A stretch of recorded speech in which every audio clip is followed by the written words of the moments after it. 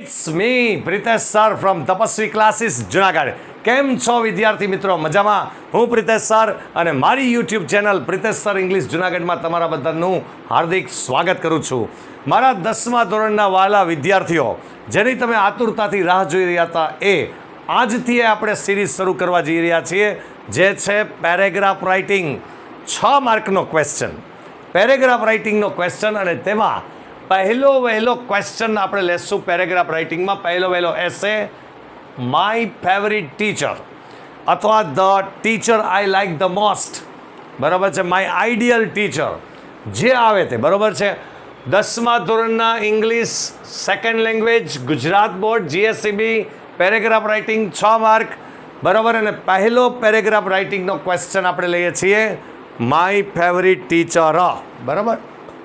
Points તમને આપેલા હોય છે અને પોઈન્ટ્સ ઉપરથી તમારે લખાણ કરવાનું હોય 125 વર્ડ્સમાં, 125 વર્ડ્સમાં તમારે પેરેગ્રાફ રાઇટિંગનું લખાણ પેરેગ્રાફ સ્વરૂપે જ કરવાનું, એક સેન્ટેન્સ સ્વરૂપે નહીં, બરાબર. આ પહેલી બાબત બધા ધ્યાનમાં લઈ, બરાબર.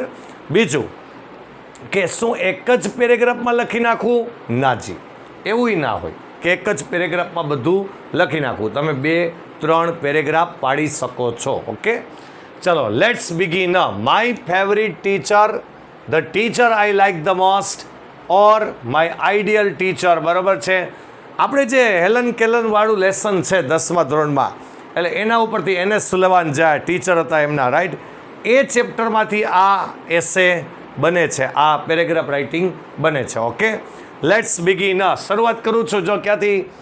ફ્રોમ માય ચાઇલ્ડહુડ, મારા બચપનથી, I have amazing teachers in my life.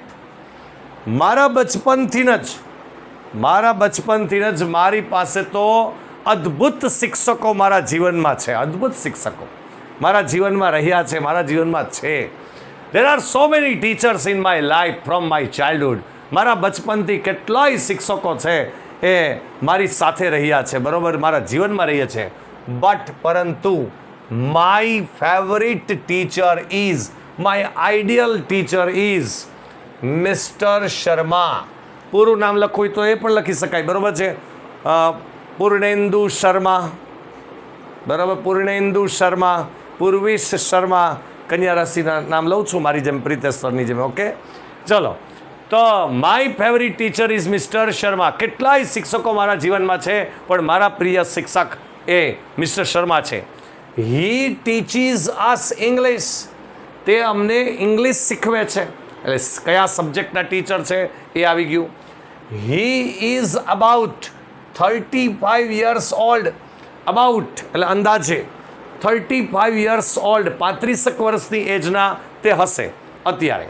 He looks very smart, ખૂબ જ સ્માર્ટ તે દેખાય છે. He is always well dressed, સારું ડ્રેસ પહેરેલ હોય, અને કે પહેરવેશ એમનો પરફેક્ટ હોય છે, પહેરવેશ એનો ખૂબ જ સુંદર હોય છે, બરાબર. હી ઓલવેઝ સ્માઇલ્સ, તે હંમેશા હસતા રહે છે. He always smiles and is very ચીયરફુલ, અને હંમેશા ખુશખુશાલ રહે છે. ભાઈ, જેને જે શબ્દ ન આવડે, ખ્યાલ ન આવે, એ લખી લેજો, બરાબર. પોઝ કરી, વિડીયો પોઝ કરીને લખી લેજો.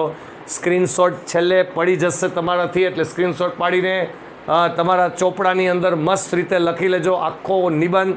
અને જ્યાં જે શબ્દ ખ્યાલ ન આવે ત્યાં તે શબ્દને હું ગુજરાતી જે હું બોલ્યો હોય છું એ નોંધ કરી લેજો, બરાબર, અને પાકો કરજો. અને હું એમ પણ કહું છું કે વર્ડ ટુ વર્ડ આમ મેં લખ્યું એમ જ લખવું એવું નથી.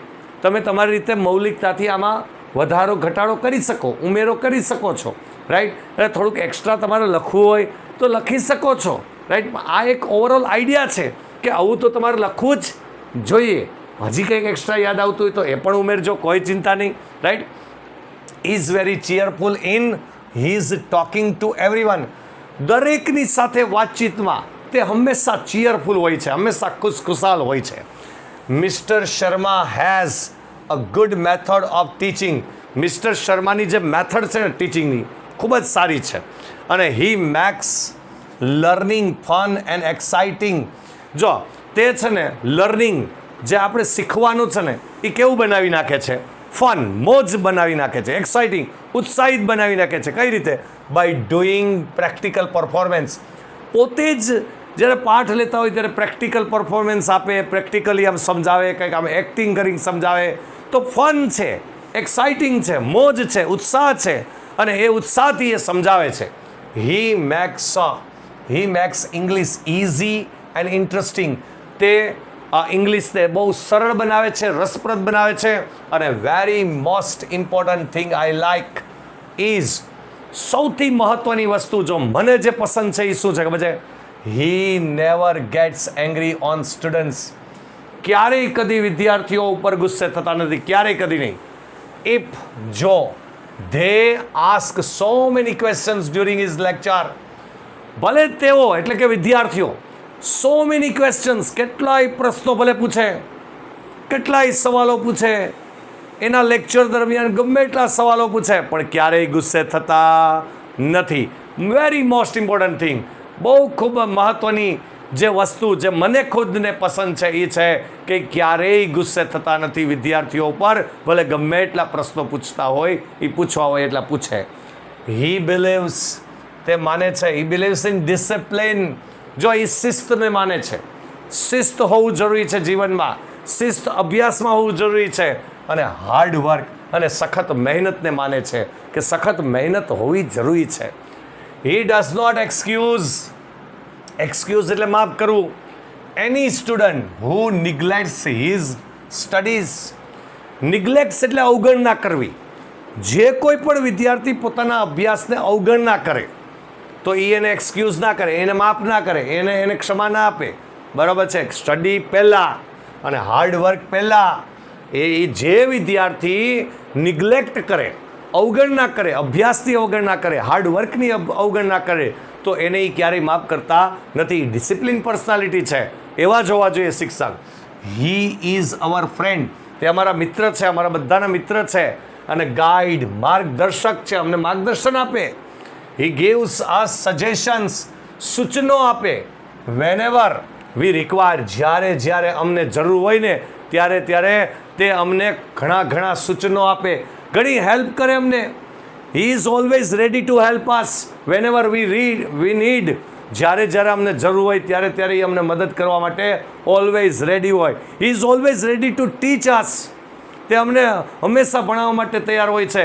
વેનેવર we need to ask or we need any we have any difficulty, જો અમારે કોઈ ડિફિકલ્ટી હોય, અમારે કોઈ ક્વેશ્ચન્સ હોય, અમારે ક્વેરીઝ હોય, તો he is always ready to help us, he is always ready to teach us. બરાબર છે? He is loved and respected by all, બધા દ્વારા એને પ્રેમ આપવામાં આવે છે, બધા દ્વારા એને રિસ્પેક્ટ, આદર, માન, સન્માન આપવામાં આવે છે. He is my favorite teacher and I consider myself very lucky to have him in my life.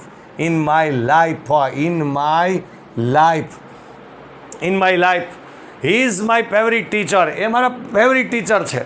અને આઈ કન્સિડર માયસેલ્ફ વેરી લકી, અને હું મારી જાતને ખૂબ જ કન્સિડર કરું છું, ગણું છું, માનું છું, બહુ લકી માનું છું, બહુ નસીબદાર માનું છું to have him in my life, કે મારા જીવનમાં તે છે, મારા જીવનમાં આ શિક્ષક છે. રાઈટ? એટલે હું ખૂબ જ લકી માનું છું મારી જાતને, હું ખૂબ જ નસીબદાર ગણું છું મારી જાતને. રાઈટ? ભાઈ આખો એસે આ ખતમ થયો. હજી આમાં તમને થોડું ઘણું લાગતું હોય તો તમારે લખવાની છૂટ છે. ઓકે, બરાબર છે? આને સ્ક્રીનશોટ પાડી લો. બરાબર? આ જ રીતે આપણે ધોરણ 10ના ગુજરાતી મીડિયમના GSCBના પેરેગ્રાફ રાઇટિંગની પ્રેક્ટિસ આપણે કરતા રહીશું. પેરેગ્રાફ રાઇટિંગ એક હું મૂકતો જઈશ. તમે મહેરબાની કરીને તમારા ચોપડામાં મસ્ત રીતે આખો પેરેગ્રાફ રાઇટિંગ લખી લેજો, અને જે શબ્દો ન ખ્યાલ આવતા હોય એ શબ્દોમાં અંડરલાઇન કરી અને ગુજરાતી મિનિંગ લખજો. રાઈટ? જે હું બોલ્યો છું એ બરાબર, અને પાકું કરજો. લખવાની પ્રેક્ટિસ કરજો. લખવાની જેમ પ્રેક્ટિસ કરશો એમ તમને વધુને વધુ નવા વિચારો આવશે, નવા આઈડિયા આવશે, અને 2-4 વાક્ય બીજા એક્સ્ટ્રા પણ તમે લખી શકશો. ઓકે, ચલો અહીં સુધી રાખીએ છીએ. Have a nice day, good bye, આવજો, ટાટા. અને હા, બીજા બધા મિત્ર વર્તુળને શેર કરવાનું ભૂલતા નહીં હો, શેર કરવાનું ભૂલતા નહીં. મારી ચેનલમાં પહેલી વખત હોય તો લાઈક કરજો, શેર કરજો, અને સબસ્ક્રાઈબ કરવાનું તો ભૂલતા જ નહીં. Okay, have a nice day, good bye, આવજો, ટાટા, સી યુ અગેન.